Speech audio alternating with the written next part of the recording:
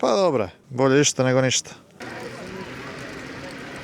Bistro Rogi ljudi, dobrodošli na novi video. Dan nakon lignje od kile. Tako da sada idemo ponovno na more. Idemo na onu staru poziciju na koju većinu puta idemo. I evo, vidjet ćemo šta će nam danas more dat. Uživajte u videu Bistro Rogi.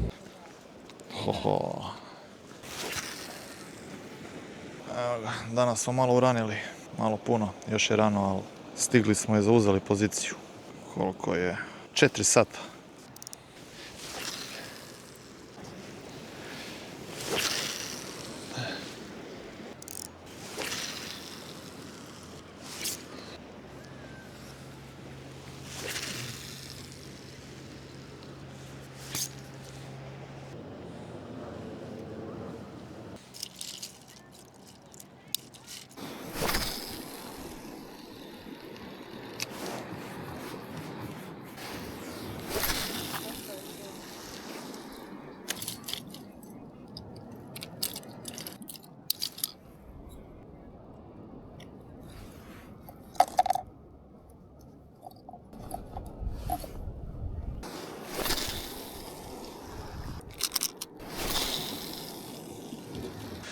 Sad ćete vidjeti šta napraviti kada nema lignje.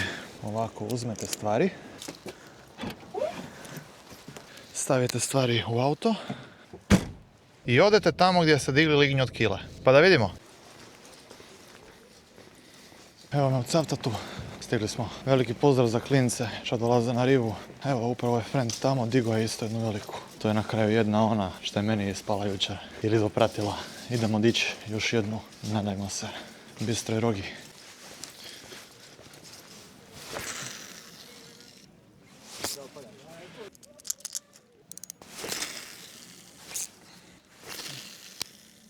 Evo ga.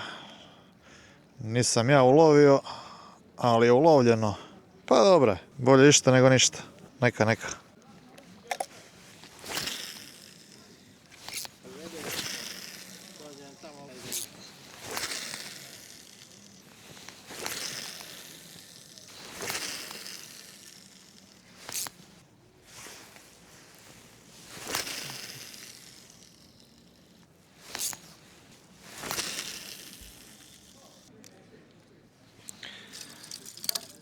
Pakujemo se i jedna pouka. Šta radit kad ne radi lignja?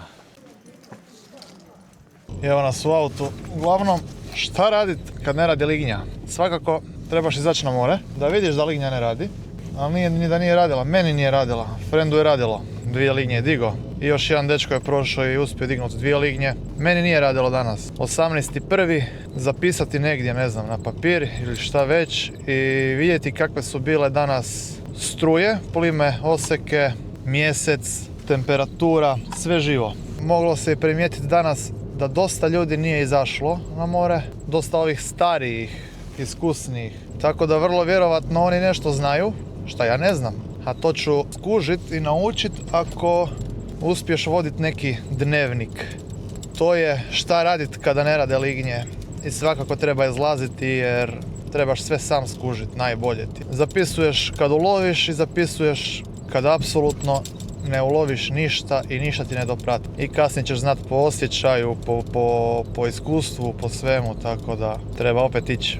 Treba dosta puta ići, smrznut se kao ja danas. I eto, valjda ćemo naučiti kad treba ići, a kad se uopće ne isplati ići. Tako da ljudi, danas je jedan od tih dana, ne može svaki dan biti lignja od kile, niti ne može svaki dan biti 12 lignji i tako to.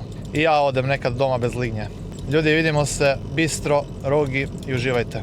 Ćao!